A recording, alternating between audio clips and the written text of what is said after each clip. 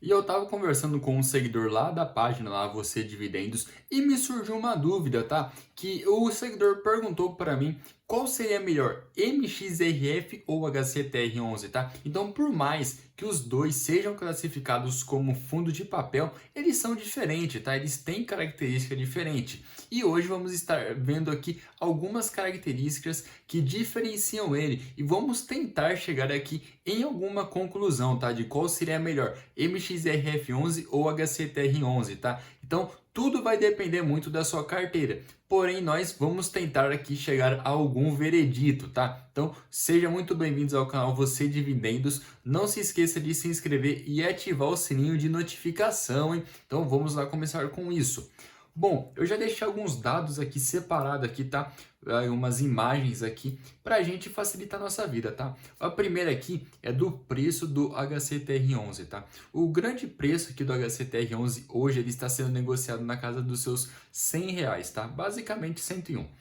Porque o que vem acontecendo, tá? O HCTR11 ele já chegou a custar mais de R$ 130, tá? Então isso eu tô abrindo um histórico dele de preço de apenas um ano. Porém, ele já chegou a cair nas últimas 52 semanas, tá?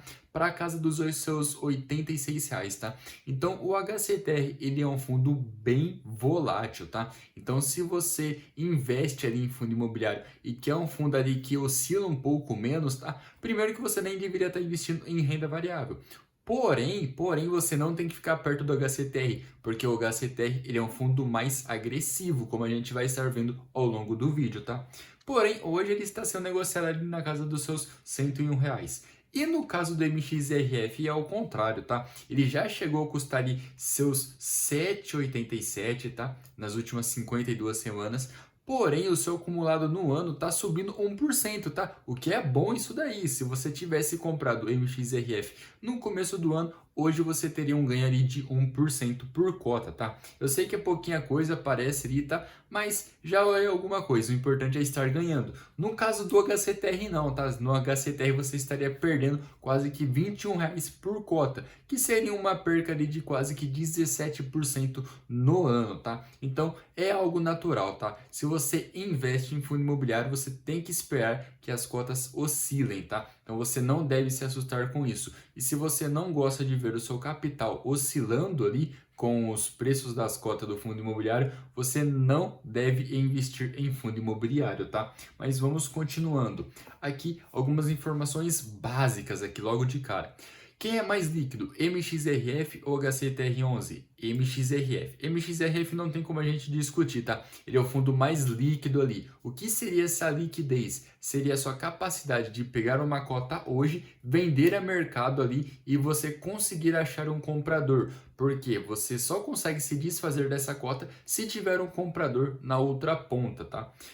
Então, pro HCTR, por mais que ele seja um fundo com uma liquidez diária bacana, não tem como, tá? O MXRF é um monstro nesse quesito. Agora, o seu último rendimento. O MXRF pagou apenas 8 centavos, tá? Com rendimento de 0,80% de yield. No caso do HCTR, não. No caso do HCTR, veio com um dividendo um pouco maior, de 1,10, tá? Com dividendo yield de 1,09. Nossa, Gabriel, um tá pagando 8 centavos e o outro tá pagando quase que 1,10, então o HCTR é muito melhor. Muito pelo contrário, tá? Olhe sempre pela porcentagem. Um está pagando realmente mais, o HCTR está pagando mais, porém ali não é 10 vezes mais como você pode estar olhando de cara. É cerca ali de quase 0,3% a mais, tá? Deu yield. O HCTR tem um patrimônio maior, tá, do que o MXRF11, o que ele pode ter mais crise em carteiras ali e trazer uma diversificação maior para o cotista e uma segurança ali um pouco maior, porque vai ter um pouco mais de crise. Então o MXRF perde. O seu valor patrimonial ali não conta muito, tá? Porque um é na base 10, outro é na base 100. A sua rentabilidade no mês, um tá menos 0,6 e outro tá caindo quase que 2%, tá? Então os dois estão caindo. Porém, o HCTR tem um valor aqui um pouco interessante, que seria um PVP de 0,83, tá? O que seria esse PVP? Seria o seu valor justo. O MXRF, o seu valor justo hoje seria de 10,20. do HCTR11 seria 121. Então, o HCTR11 tem um desconto de quase que 17%, tá? O MXRF também tem um desconto, porém é de 0,2 apenas, tá? 0,02% de desconto. Então, hoje o HCTR tem um desconto maior do que o MXRF11, tá? Isso é um dado bastante importante quando você for estar analisando um fundo imobiliário. Aqui algumas informações básicas do HCTR11, tá? Ele tem um tipo de gestão ativa, eita, cadê meu mouse? Tem uma taxa de performance de 10%, o que exceder 100% do CDI, taxa de gestão de 0,99 sobre o patrimônio líquido, taxa de administração de 0,21 sobre o patrimônio líquido.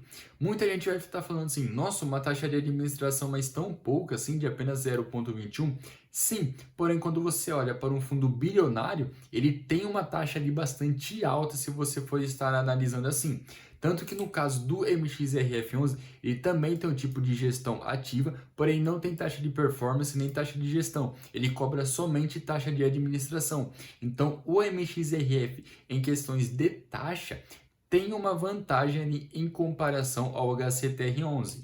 Agora, o histórico de dividendos do HCTR11, tá? Nos últimos 12 meses ele pagou quase que 17% e desde do seu IPO lá no ano de 2019 pagou 62%, tá? Então 16,95% é um excelente yield, tá? Que fica tanto acima do IPCA, tanto acima do CDI, tá? Lembrando que ainda fundo imobiliário tem isenção de imposto de renda na sua distribuição de dividendos, tá? Então o HCTR tem um excelente retorno. Porém, se a gente pegar o dividendo yield ali, menos a sua valorização da cota, que no caso do HCTR foi desvalorização, fica quase que elas por elas, tá? Porém, se você é investidor a longo prazo, você não vai se importar com isso e muito pelo contrário, você vai querer aumentar a sua posição em um fundo que começou a ter um desconto um pouco maior. Agora, no caso do MXRF, ele nasceu lá no ano de 2012, tá? Então é um fundo bastante antigo. Nos últimos 12 meses ele tem um dividendo yield de 12%, tá? E desde o seu IPO, 103% de dividendo yield, tá? Então, o HCTR paga muito mais dividendo do que o MXRF. Porém, o MXRF tem um histórico muito maior para a gente estar analisando. Então, o histórico em fundo imobiliário é bastante importante, porque se ele vem mantendo um histórico constante nos últimos 10 anos, provavelmente essa história vai se repetir no caso do MXRF11. Já no caso do HCTR11, a gente não consegue ter esse histórico nos últimos 10 anos, porque ele não existia, tá? Ele é um fundo bastante recente, criado ali nos meados de 2019. Agora, uma das partes mais importantes, tá? Que eu retirei dado do relatório gerencial. Como que cada um ganha dinheiro e como que é a sua indexação. Os dois são fundos de papéis, beleza, isso a gente já sabe.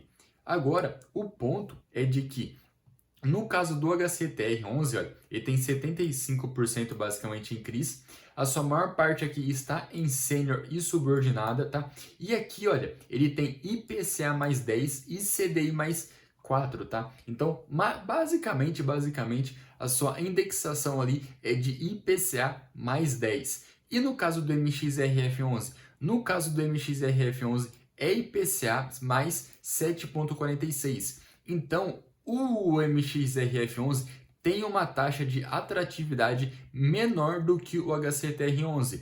Porém, qual que é a grande diferença? O HCTR11 ele tem bastante ali parte de subordinadas, de cotas única, então ele tem um risco ali um pouco maior. Porém, por ele ter esse risco um pouco maior, ele traz um retorno maior para o cotista. Já no caso do MXRF não, ele tem um risco menor? Tem realmente, porém ele paga um pouco de dividendo menor.